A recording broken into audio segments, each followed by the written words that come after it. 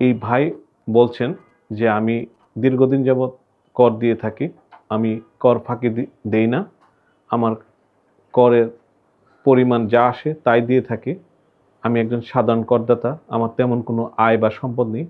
ভাই আমার কেন এত কর দায় আসলো, কি ভুল করেছি?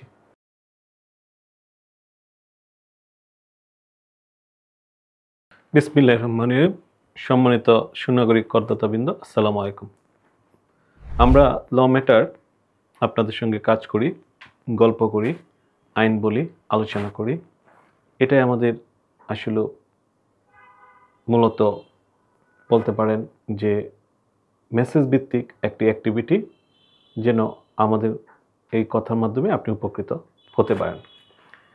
বিশেষ করে আয়কর বিষয়ে আমি একজন পেশাজীবী হিসেবে কাজ করে নানান অভিজ্ঞতা এবং নানান পেশার বয়সের মানুষের সঙ্গে পরিচয় হয়, এবং আমার চেম্বারে যারা আসেন তাদের সঙ্গে খুব সুন্দর, সৌহার্দ্যপূর্ণ, বন্ধুত্বপূর্ণ দীর্ঘ আলাপও করার সুযোগ হয়ে থাকে।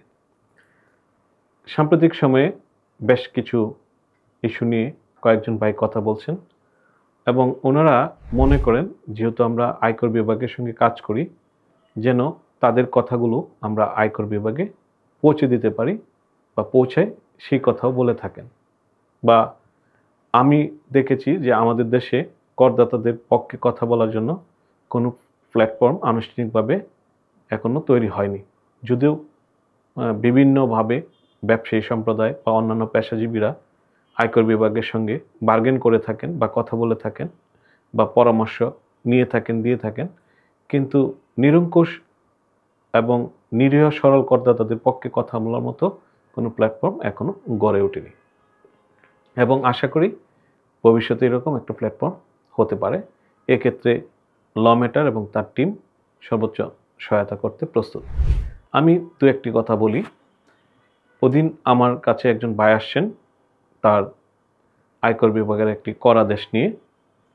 একজনের রেফারেন্সে আমি করাদেশটি দেখেছি, এবং করাদেশটি দেখে আমার কাছে মনে হয়েছে যিনি এনবিআরের যিনি এই করাদেশটি তৈরি করেছেন, এখানে উনি অবশ্যই অনেক কিছু বলা যায় যে ব্যক্তিগত যে যোগ্যতা, দক্ষতা বা চিন্তা, তার আইনি প্রতিফলন ঘটায়নি। অর্থাৎ এই ভাই বলছেন যে আমি দীর্ঘদিন যাবৎ কর দিয়ে থাকি, আমি কর ফাঁকি দেই না, আমার করের পরিমাণ যা আসে তাই দিয়ে থাকি, আমি একজন সাধারণ করদাতা, আমার তেমন কোনো আয় বা সম্পদ নেই। ভাই আমার কেন এত কর দায় আসলো, কি ভুল করেছি? পাশাপাশি আমরা দেখে থাকি সমাজে এমন অনেক ব্যক্তি বিশেষ আছে, আমার পরিচিত, যাদের অনেক সম্পদ আছে, তারা ঠিকমতো কর দেয় না, সম্পদ প্রদর্শন করে না।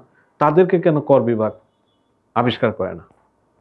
সত্যি আমাদেরও এই প্রশ্ন একজন সাধারণ নাগরিক হিসাবে, একজন করদাতা হিসাবে, একজন পেশাজীবী হিসাবে আসে, কিন্তু আমাদের কাছে উত্তর নেই।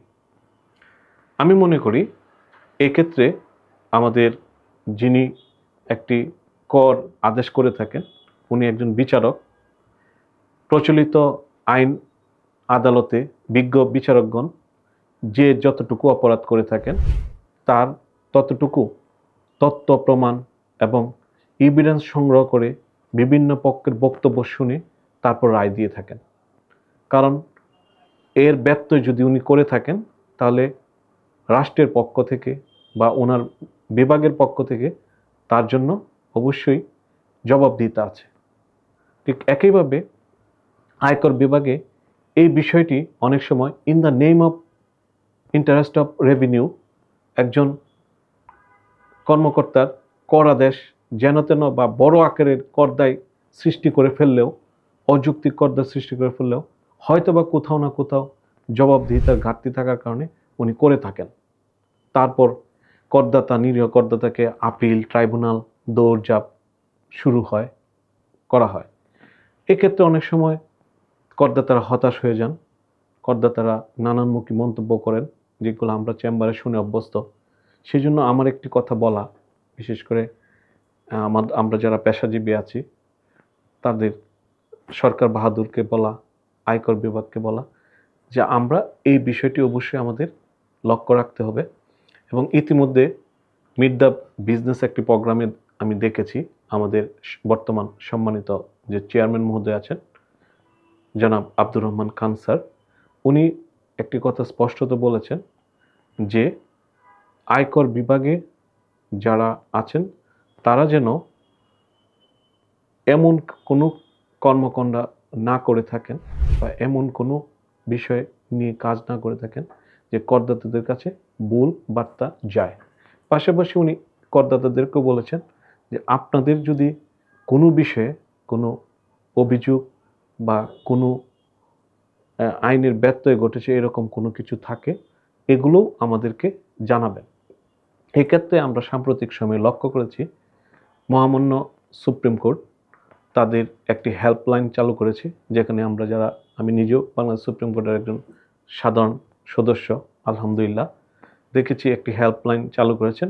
সুপ্রিম কোর্ট বেস যত রকমের অভিযোগ অথবা অনিয়ম আছে এগুলো ওই হেল্পলাইনের মাধ্যমে জানানো যাবে এবং জানানো হচ্ছে, এবং যথারীতি মাননীয় প্রধান বিচারপতি এবং অন্যান্য যে প্রশাসনিক কর্মকর্তারা আছেন তারা এ বিষয়ে যথেষ্ট ওয়াকিবহাল হয়ে তারা উপযুক্ত ব্যবস্থা গ্রহণ করছে। আমরা আশা করি আয়কর বিভাগ এরকম একটা কিছু তারা করবে। এতে করদাতা এবং আয়কর বিভাগের যে মুখোমুখি দ্বৈরথ, যে যুদ্ধ, যে ভুল বোঝাবুঝি, সেটার অবসান হবে এবং অবশ্যই আয়কর যে প্রবৃত্তি বৃদ্ধি সেটা ঘটে থাকবে। আমি ব্যক্তিগত অনুভূতি আপনাদের সঙ্গে শেয়ার করছি এই কারণে যে আমার চেম্বারে এসে এই আমার সম্মানিত করদাতারা তাদের এই ব্যক্তিগত অভিজ্ঞতাগুলো বলে থাকেন, হতাশাজনক কথাগুলো বলে থাকেন যে যেই করদাতা করদায় হওয়ার কথা না এটা হয়েছে। অনেক করদাতা আছেন ফাঁকি দিচ্ছে, তাদের এখনো ট্যাক্স ফাইলেই নেই, এরকম ব্যক্তি বিশেষ অনেক সম্পদ আছে, এগুলার ইনফরমেশন তাদের কাছে এসে কিন্তু উনি রেগুলার দেন, ওনার ফাইলে আবার বাঁচায়ে পড়ে ওনারই করদায় হয়। এই বিষয়গুলো আমাদের ধীরে ধীরে এই সোনার বাংলা তৈরি করতে এখনই আয়কর বিভাগকে উদ্যোগী হয়ে মিটিগেট করতে হবে। অর্থাৎ ইনকাম ট্যাক্স বিভাগ আর করদাতা তাদের যে দ্বৈরথ, নেগেটিভ যে দ্বৈরথ সেটা থাকা চলবে না। এটা পারস্পরিক একটি সমঝোতা এবং উইন উইন সিচুয়েশন তৈরি করতে হবে। এবং আমরা যারা নেগোসিয়েটর হিসাবে কাজ করি, পেশাজীবী হিসাবে কাজ করি, আমাদেরও তখন কাজের সুযোগটা সহজ হবে এবং আমাদের সম্মান রক্ষা হবে। আমরা অনেক সময় অনেক এম্বারেসিং সিচুয়েশনে পড়ে যাই উভয় পক্ষের কাছে। ধন্যবাদ, আজকে এই পর্যন্তই। পরবর্তী পর্বে আরেকটি এরকম উপদেশ এবং আপনার করদাতার চাহিদা প্রত্যাশা নিয়ে একটি আমার আরেকজন করদাতার গল্প বলে আপনাদেরকে তথ্য দিতে চেষ্টা করব। ভালো থাকবেন।